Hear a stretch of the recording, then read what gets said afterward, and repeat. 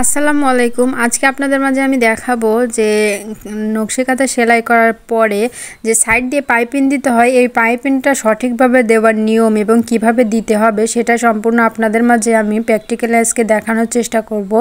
তো অবশ্যই আপনারা পুরো ভিডিওটি মনোযোগ সহকারে স্কিপ না করে দেখতে থাকুন। তো দেখতে পাচ্ছেন নকশি কাঁথা সেলাই করার পরে কিন্তু সাইড দিয়ে যে সুতাগুলো বের হয়ে থাকে এবং দেখতে কিন্তু অনেকটাই খারাপ লাগে। তো এই সুতাগুলো আটকানোর জন্য এবং কাঁথাটির সৌন্দর্য বৃদ্ধির জন্য আমি কিন্তু সাইড দিয়ে পাইপিং দিয়ে থাকি। তো পাইপিং দেওয়ার জন্য দেখতে পাচ্ছেন আমি এইভাবে একটা কাপড় সুন্দরভাবে কেটে নিয়েছি।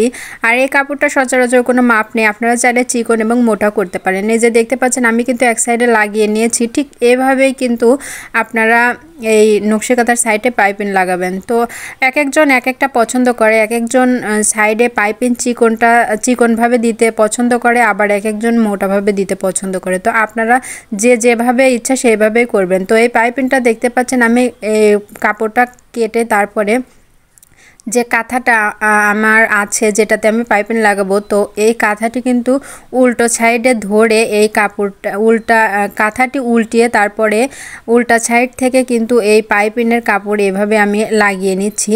তো আপনারা পুরো ভিডিওটি মনোযোগ সহকারে স্কিপ না করে দেখতে থাকুন। তো আমি কিন্তু উল্টা সাইড থেকে কিন্তু লাগাচ্ছি কাপড়টা, আপনারা অবশ্যই মনোযোগ সহকারে দেখবেন।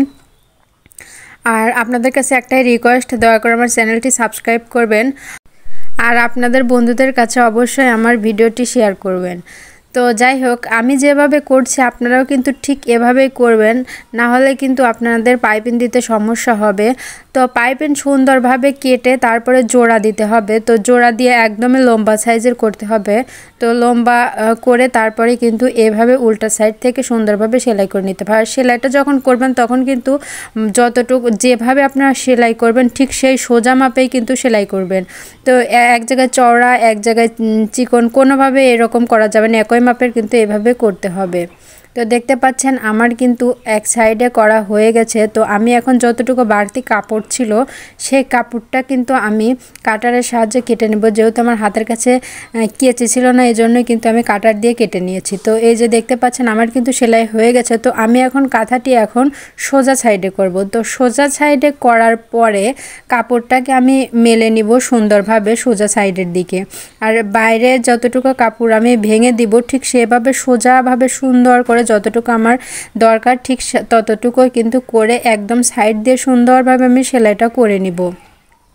আর কাপড় কিন্তু বেশি বাইরের সাইডে কাপড় না রেখে একদমই কাছ থেকে কিন্তু সেলাইটা করে নিব। এই যে দেখতে পাচ্ছেন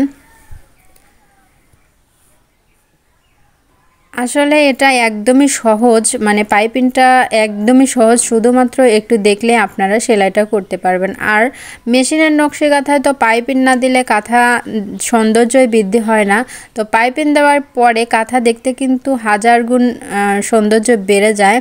তো বড় কাঁথায় পাইপিংয়ের জন্য আমার যতটুকু কাপড় আমার লাগাই সেটা হচ্ছে 1 গজ 4 গিরা পরিমাণ কাপড় কিন্তু আমার লাগে। একদম বড় সাইজের যে কাঁথাগুলো সেই কাঁথাগুলো 1 গজ 4 গিরা পরিমাণ কাপড় লাগে 4 সাইডে লাগাতে। তো এই যে দেখতে পাচ্ছেন আমি লাগিয়ে নিয়েছি। তো লাগানোর শেষে আমি একটু ডিজাইন করব। তো 4 সাইডেই কিন্তু ঠিক এভাবেই লাগিয়ে নিতে হবে। তো আমি অফ ক্যামেরায় 4 সাইডে লাগিয়ে নিয়েছি এবং সাইড দিয়ে যে ডিজাইন করে নিচ্ছি। আপনারা চাইলে যে কোনো ডিজাইনই কিন্তু করতে পারেন। তো আমি সচরাচর এরকম একটা পেঁচানো ডিজাইন করি। তো আরও অনেক ডিজাইন আছে, কিন্তু আমার কাছে যারা কাঁথা সেলাই করতে দেয় তারা শুধু এই ডিজাইনটাই দিতে বলে, এজন্যই কিন্তু আমি বেশিরভাগই এই ডিজাইনটাই বেশি দিয়ে থাকি। তো এই ডিজাইনটা হালকা একটু ফিট উঠিয়েই কিন্তু সেলাই করতে হয়। আর আমি কিন্তু গত ভিডিওতে আপনাদের দেখিয়েছি কিভাবে ফিট উঠিয়ে সেলাই করতে হয়। এই যে দেখতে পাচ্ছেন দেখতে কতটা সুন্দর লাগছে, একদম শামুকের মতো প্যাচ প্যাচ করে সুন্দরভাবে সেলাই করা হচ্ছে পেঁচানো করে। তো আপনারা চাইলে আপনাদের সুবিধা মতো যে কোনো ডিজাইন কিন্তু আঁকাবাঁকা যে কোনো ডিজাইন করবেন। তো ডিজাইন করার পরে কিন্তু দেখতে সুন্দর লাগে। আর আবার আপনাদের কাছে আরেকটি রিকোয়েস্ট, এখন পর্যন্ত যারা আমার ভিডিওটি সাবস্ক্রাইব করেন আমার চ্যানেলটি, দয়া করে আমার চ্যানেলটি সাবস্ক্রাইব করবেন।